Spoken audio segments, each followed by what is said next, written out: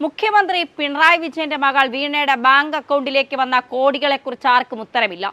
ഇതോടെ CPM നേതാക്കൾക്ക് നാഴികയ്ക്ക് 40 വട്ടം പറഞ്ഞ പോലെ വീണയെ കേൾക്കാതെ ഏകപക്ഷീയമായാണ് ഈ ആരോപണങ്ങളെല്ലാം ഉന്നയിക്കുന്നതെന്ന വാദമുഖവും തകരുന്നു. 2020 മുതൽ 22 കാലയളവിൽ ഈ ഇടപാട് സംബന്ധിച്ച നിരവധി നോട്ടീസുകൾ നൽകിയിരുന്നെങ്കിലും ഒന്നിൽ പോലും വ്യക്തമായ മറുപടി നൽകുവാൻ വീണയ്ക്കായില്ല എന്ന് ROC ബാംഗ്ലൂർ സത്യവാങ്മൂലത്തിൽ പറയുന്നു.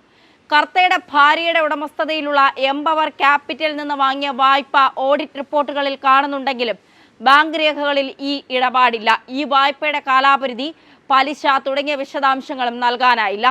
ഇത് തിരിച്ചു കൊടുത്ത രേഖകളും ഹാജരാക്കാനായില്ല. അതുപോലെ ഈ കാലയളവിൽ നിരവധി ചാരിറ്റബിൾ സംഘടനകളിൽ നിന്ന് വീണയുടെ അക്കൗണ്ടിലേക്ക് ഒഴുകിയെത്തിയ സംഖ്യയ്ക്കും വ്യക്തമായ ഉത്തരമില്ല. അങ്ങനെ അടിമുടി ദുരൂഹമായ ഇടപാടുകളാണ് വീണ നടത്തിയിരിക്കുന്നത് എന്ന് ROC ബാംഗ്ലൂർ കോടതിയിൽ പറഞ്ഞതായി വിധി പ്രസ്താവനയിൽ പ്രതിപാദിക്കുന്നു. മുഖ്യമന്ത്രി പിണറായി വിജയന്റെ മകൾ വീണയുടെ കമ്പനിയായ എക്സാലോജിക് സൊല്യൂഷൻസ് ആരംഭകാലം മുതൽ നടത്തിയ മുഴുവൻ ഇടപാടുകളും കേന്ദ്ര ഏജൻസിയായ SFIO അന്വേഷിക്കുന്നു.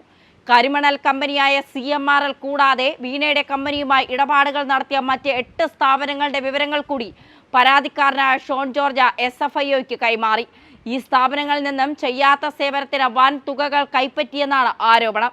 എക്സാലോജിക് വിവിധ സന്നദ്ധ സംഘടനകളിൽ നിന്നും സ്ഥാപനങ്ങളിൽ നിന്നും മാസം തോറും പണം കൈപ്പറ്റിയിരിക്കുന്നതായി ബാങ്ക് രേഖകളിൽ കാണുന്നുവെന്നും പണം തന്നവരുടെ പേര്, തുക, കമ്പനിക്ക് അവരുമായുള്ള ബന്ധം എന്നീ വിവരങ്ങൾ ലഭിക്കേണ്ടതുണ്ട് എന്നും കർണാടക ഹൈക്കോടതിക്ക് നൽകിയ രേഖകളിൽ SFIO ചൂണ്ടിക്കാട്ടിയിരുന്നു.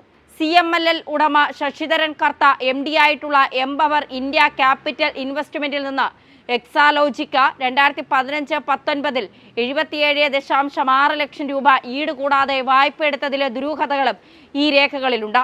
2016-17 നൽകിയ 37.36 ലക്ഷം രൂപയിൽ 25 ലക്ഷമേ എക്സാലോജിക്കിന്റെ ബാങ്ക് അക്കൗണ്ട് രേഖകളിലുള്ളൂ. ബാക്കി 12.36 ലക്ഷം രൂപ പണമായോ ചെക്കായോ ഓൺലൈൻ ബാങ്കിംഗ് മുഖേനയോ സ്വീകരിച്ചിട്ടുണ്ടെങ്കിൽ അത് അറിയിക്കാൻ നിർദ്ദേശിച്ചെങ്കിലും മറുപടി ഉണ്ടായില്ല.